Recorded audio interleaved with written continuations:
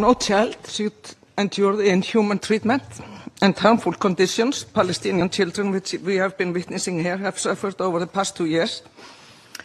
Their physical and psychological well-being continues to be violated at an unacceptable scale.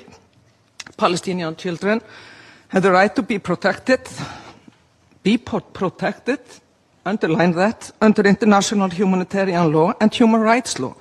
When these obligations are breached, it is our collective duty, especially as state parties to the Geneva Convention and Convention of the Rights of the Child, to demand accountability and respect for the law.